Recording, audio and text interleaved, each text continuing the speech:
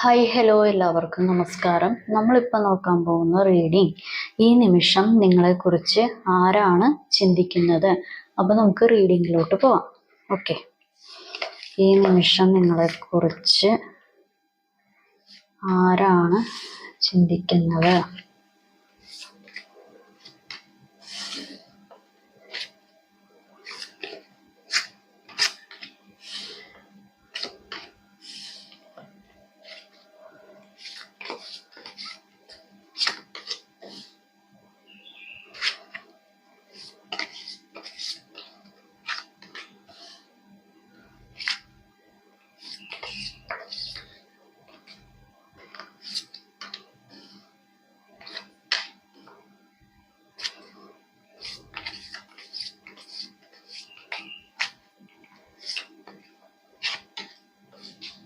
ഓ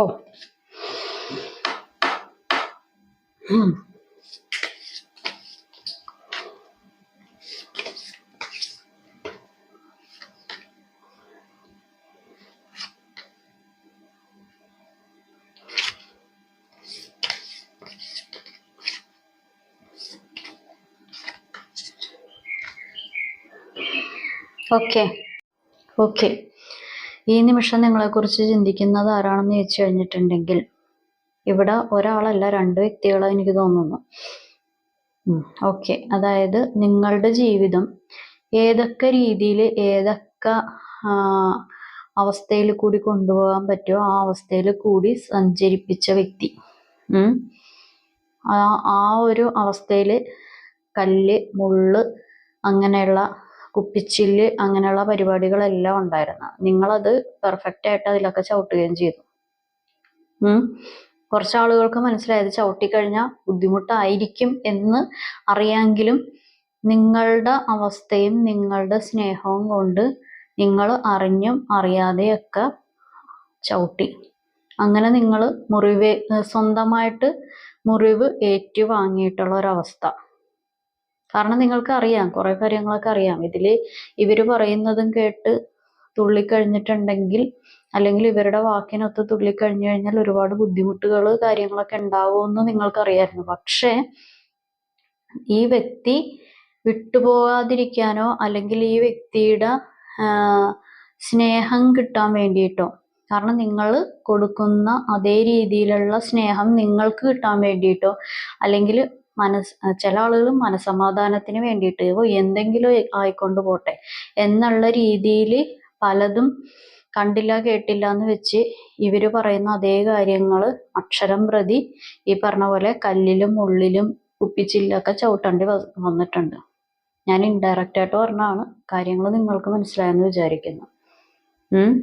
അത് നിങ്ങൾ ആ മുറിവുകളും വിഷമങ്ങളും നിങ്ങൾ ഏറ്റുവാങ്ങിച്ചിട്ടുമുണ്ട്. ആ ഏറ്റുവാങ്ങിച്ചപ്പോൾ അത് കൂടെ അനുഭവിക്കാനായിട്ട് ആരും ഉണ്ടായിരുന്നില്ല.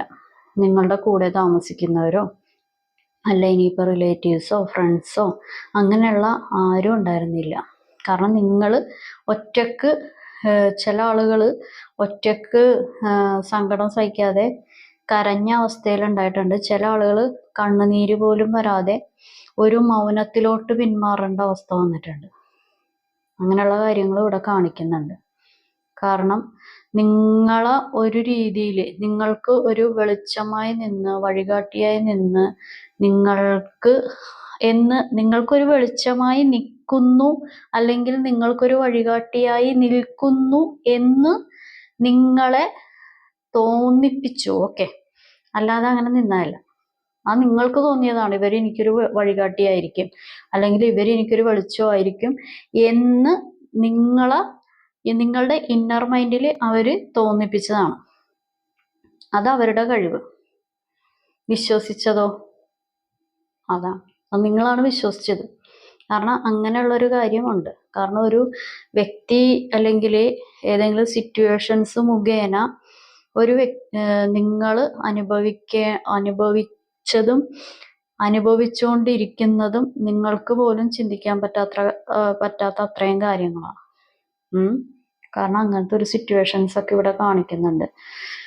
കാരണം ഇതിൽ കൂടി എന്താ പറയാ, ഇന്ന് മാറും നാളെ മാറും എന്ന് പറയുന്ന പല സിറ്റുവേഷൻസും നിങ്ങൾ തന്നെ പല കാര്യങ്ങളും മനസ്സുകൊണ്ട് അംഗീകരിച്ചു.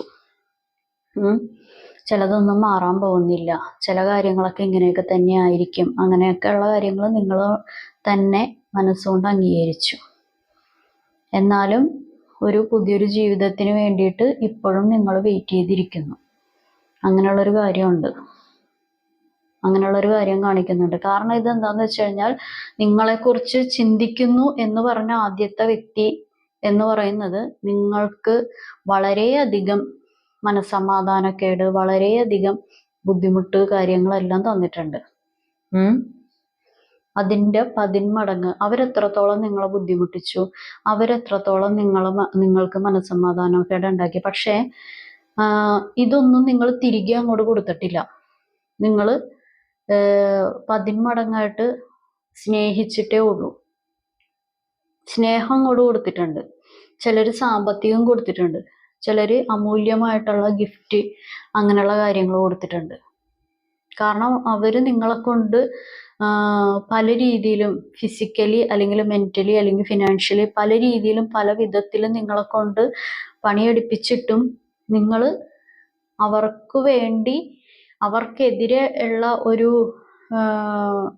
ഒരു ബ്ലാക്ക് മാജിക് എനർജിയുടെ എഫക്റ്റിനോ അല്ല അവർക്കെതിരെ വേറെ എന്തെങ്കിലും പരിപാടികൾക്കോ അതുമല്ല വേറെ ഈ പറയുന്നത് പോലെ അവർ ചെയ്ത പോലെ അതേ അളവിലുള്ള പ്രവൃത്തികൾ അവർക്ക് തിരിച്ചടി കൊടുക്കുന്നതോ ഒന്നിലും നിങ്ങൾ നിന്നിട്ടില്ല. അതിനു പകരം സ്നേഹിച്ചിട്ടുണ്ട്. അവരുടെ സ്വഭാവം മാറണമെന്ന് ദൈവത്തിനോട് പ്രാർത്ഥിക്കുന്നുണ്ട്, യൂണിവേഴ്സിനോട് പ്രാർത്ഥിക്കുന്നുണ്ട്, അവർക്ക് നല്ല ബുദ്ധി കൊടുക്കണമെന്ന് പ്രാർത്ഥിക്കുന്നുണ്ട്.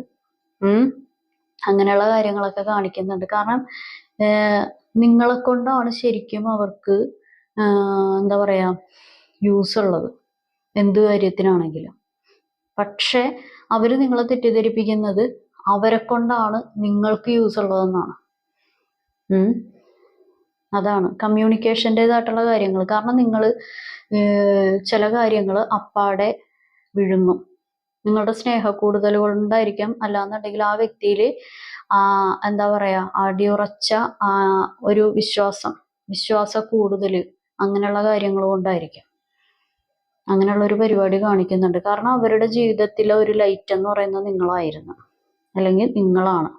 പക്ഷെ അത് നേരെ തിരിച്ചാ പറയുന്നത്. നിങ്ങളുടെ ജീവിതത്തിലെ കാര്യങ്ങൾ അവരായിരുന്നു എന്നാ പറയുന്നത്. അല്ലെങ്കിൽ നിങ്ങളുടെ ജീവിതത്തിലെ പല പരിപാടികളും ഉണ്ടാക്കി തന്നത്, പല പരിപാടികളും ചെയ്തു തന്നത്, എല്ലാത്തിനും കഴിവുള്ളത് എല്ലാം അവരാണെന്നുള്ള വരുത്തി തീർക്കലാണ്. കാരണം ഇവരുടെ കൂടെ നമുക്ക് എന്താ പറയാ സംസാരം കൊണ്ടോ പ്രവൃത്തികൾ കൊണ്ടോ ജയിക്കാൻ ഇത്തിരി ബുദ്ധിമുട്ടാണ്. കാരണം അവർ പറയുന്നതിൽ മാത്രം പിടിച്ച് നിൽക്കും, വാക്കുകളിലാണെങ്കിലും പ്രവൃത്തിയിലാണെങ്കിലും.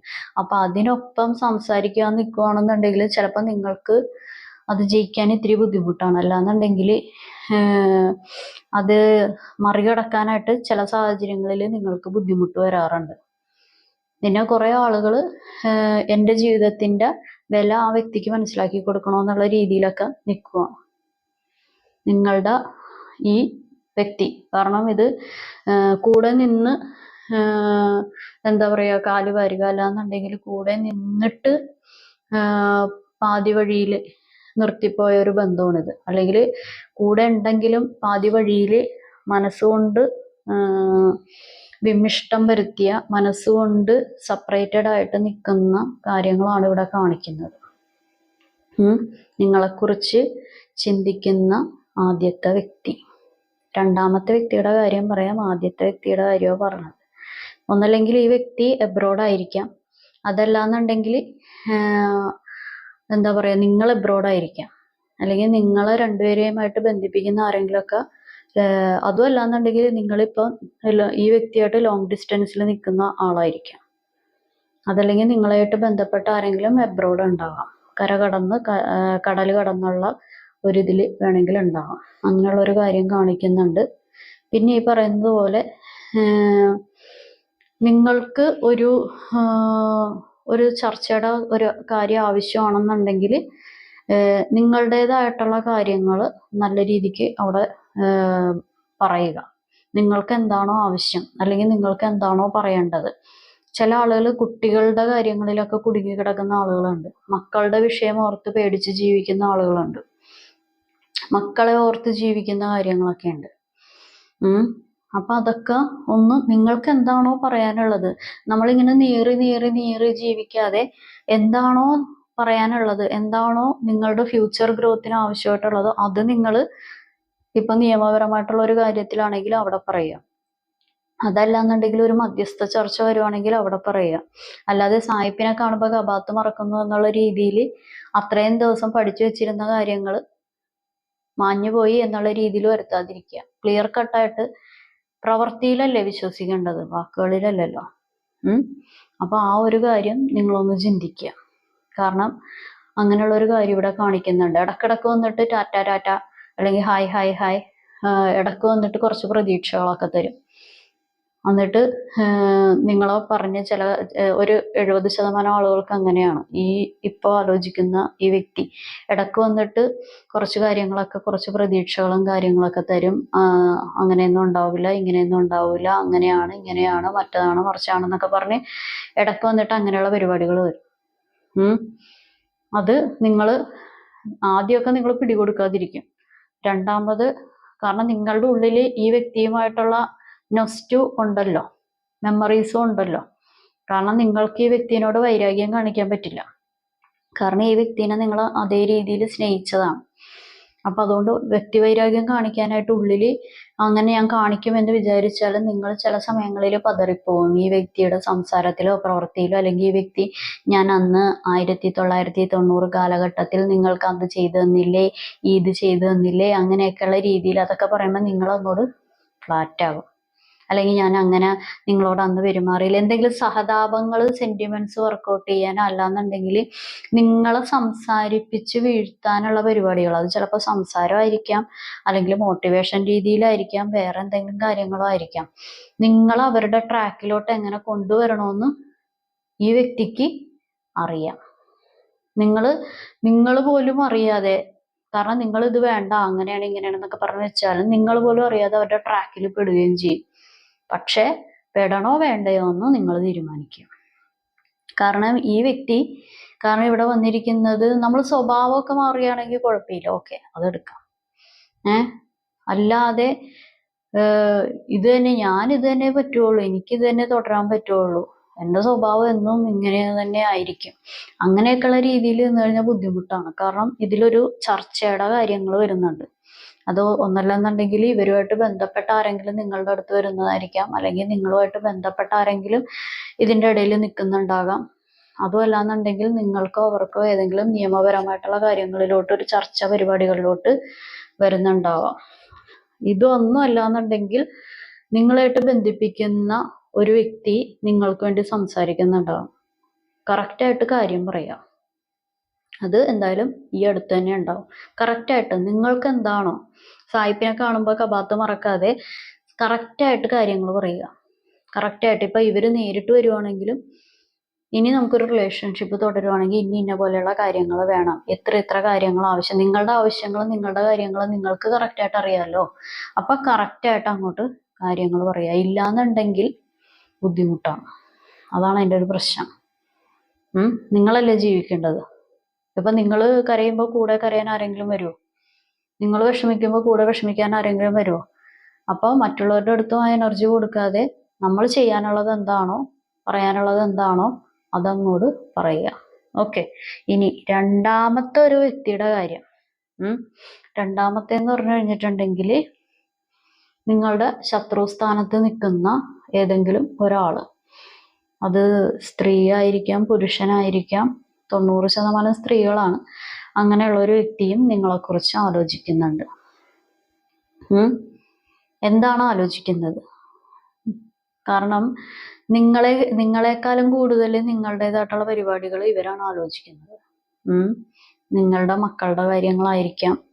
നിങ്ങളുടെ മക്കള് രക്ഷപ്പെടുവോ, അല്ലെങ്കിൽ നിങ്ങൾ രക്ഷപ്പെടുവോ, നിങ്ങൾക്ക് ഇപ്പോ എന്തൊക്കെയാണ് നിങ്ങളുടെ പ്രവർത്തനങ്ങൾ, നിങ്ങളുടേതായിട്ടുള്ള കാര്യങ്ങൾ എന്തൊക്കെയാണ്, നിങ്ങളുടേതായിട്ടുള്ള പുതിയ പരിപാടികൾ എന്തെങ്കിലും നിങ്ങൾ ആസൂത്രണം ചെയ്യുന്നുണ്ടോ എന്നുള്ള കാര്യങ്ങളൊക്കെ ഇതില് ആലോചനയിൽ വരുന്നുണ്ട്. ഇത്തിരി കൂടിയ എന്തോ സാധനമാണ് കേട്ടോ ഇത്. മറ്റേ നമ്മൾ ഈ പവർ ഹൗസ് ഒക്കെ കണ്ടിട്ടില്ലേ?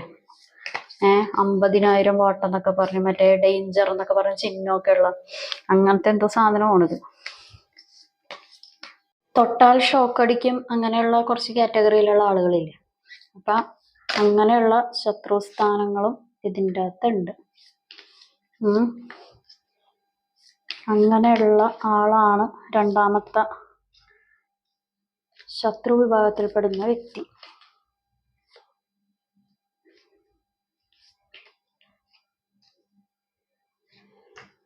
ഓക്കെ,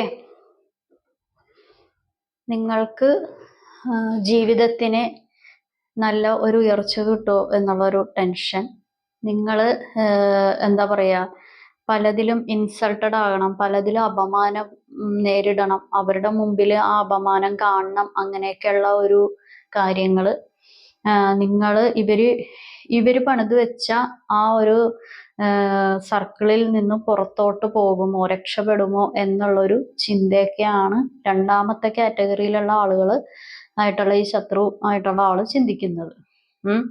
കാരണം നിങ്ങളെക്കുറിച്ച് നിങ്ങൾ ചിന്തിക്കുന്നതിനേക്കാളും കൂടുതൽ, അല്ലെങ്കിൽ നിങ്ങളുടെ മക്കളെക്കുറിച്ച് നിങ്ങൾ ചിന്തിക്കുന്നതിനേക്കാളും കൂടുതൽ, നിങ്ങളുടെ ഉയർച്ച താഴ്ചകൾ, നിങ്ങളുടെ ഫ്യൂച്ചർ നിങ്ങൾ ചിന്തിക്കുന്നതിനേക്കാളും കൂടുതൽ ഈ ശത്രുസ്ഥാനം ചിന്തിക്കുന്നുണ്ട്. നിങ്ങൾക്ക് പുതിയ സ്നേഹബന്ധം ഉണ്ടാകുമോ, അല്ലെന്നുണ്ടെങ്കിൽ നിങ്ങൾക്ക് വേറെ ഏതെങ്കിലും കാര്യങ്ങളിലോട്ടൊക്കെ നിങ്ങൾ പോകുമോ, ഇവരുടെ ആ ഒരു കരവലയത്തിൽ നിന്നും അത് ഭേദിച്ച് നിങ്ങൾക്ക് ജീവിതത്തിൽ രക്ഷപ്പെടാൻ പറ്റുമോ എന്നൊക്കെയുള്ള പരിപാടികളാണ്. അതാണ് രണ്ടാമത്തെ കാറ്റഗറിയിലുള്ള വ്യക്തി ചിന്തിക്കുന്നത്. ഓക്കെ, അപ്പൊ നമുക്ക് ഏഞ്ചൽ മെസ്സേജ് നോക്കാം.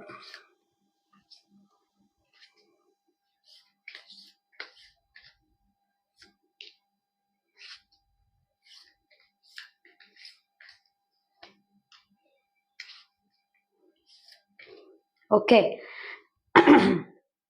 Sorry, take action, big happy changes, perfect timing. നിങ്ങൾ ആക്ഷൻ എടുക്കേണ്ട കാര്യങ്ങൾക്ക് ആക്ഷൻ എടുക്കുക, പറയേണ്ട കാര്യങ്ങൾ പറയുക, പ്രവർത്തിക്കേണ്ട കാര്യങ്ങൾ പ്രവർത്തിക്കുക. അല്ലാതെ ഒരു ഹാപ്പി ചേഞ്ചസ് ഉണ്ടാവില്ല. നിങ്ങൾ എന്താണോ ചെയ്യേണ്ടത് അത് ചെയ്യുക. അത് ചെയ്യുക എന്ന് തന്നെയാണ്, ടേക്ക് ആക്ഷൻ എന്ന് തന്നെയാണ് വന്നത്. എന്നാലാണ് നിങ്ങളുടെ ജീവിതത്തിലോട്ട് പല ബിഗ് ഹാപ്പി ചേഞ്ചസ്, പലതും പല കാര്യങ്ങളും ഭയപ്പെട്ട് നിൽക്കുന്നുണ്ട്. പക്ഷെ അത് നമ്മൾ മുന്നിട്ടിറങ്ങി ചെയ്തേ പറ്റുള്ളൂ. അതെന്താണ് ആ ഭയപ്പാടെന്ന് നിങ്ങൾക്കറിയാം. ആ ഭയത്തിന്റെ കാര്യങ്ങളൊക്കെ മാറ്റി പറയേണ്ടത് പറയുക, പ്രവർത്തിക്കേണ്ടത് പറയുക. എന്നാലാണ് പല കാര്യങ്ങളും നിങ്ങളുടെ അടുത്തോട്ട് പോസിറ്റീവായിട്ടുള്ള കാര്യങ്ങളൊക്കെ വരുള്ളൂ. അല്ലാന്നുണ്ടെങ്കിൽ പലതും ഇങ്ങനെ കെട്ടി കെട്ടി കെട്ടി കെട്ടി കിടക്കും, പല കാര്യങ്ങളും നടക്കാതെ പോകും. അപ്പൊ നല്ല കാര്യങ്ങളൊക്കെ നടക്കണം, നല്ല വ്യക്തികൾ, അല്ലാന്നുണ്ടെങ്കിൽ നല്ല സിറ്റുവേഷൻസ്, സമാധാനം, കാര്യങ്ങളൊക്കെ വരണമെന്നുണ്ടെങ്കിൽ നിങ്ങളുടെ അനുസരിച്ചിരിക്കും, നിങ്ങളുടെ തീരുമാനങ്ങൾക്ക് അനുസരിച്ചിരിക്കും.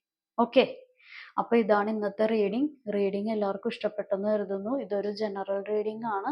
നിങ്ങൾക്ക് കണക്റ്റ് ആവുന്ന, നിങ്ങൾക്ക് റെസണേറ്റ് ആവുന്ന കാര്യങ്ങൾ മാത്രം എടുക്കുക, അല്ലാത്ത കാര്യങ്ങൾ വിട്ടേക്കുക. ഞാൻ പറയുന്ന കാര്യങ്ങൾ ഒന്നും റെസണേറ്റ് ആയില്ല, ഒന്നും കണക്റ്റ് ആയില്ലെങ്കിൽ ഇത് നിങ്ങളുടെ വീഡിയോയല്ല. അപ്പൊ എല്ലാവർക്കും നല്ലൊരു ദിവസം ആശംസിക്കുന്നു. Have A good day. Thank you.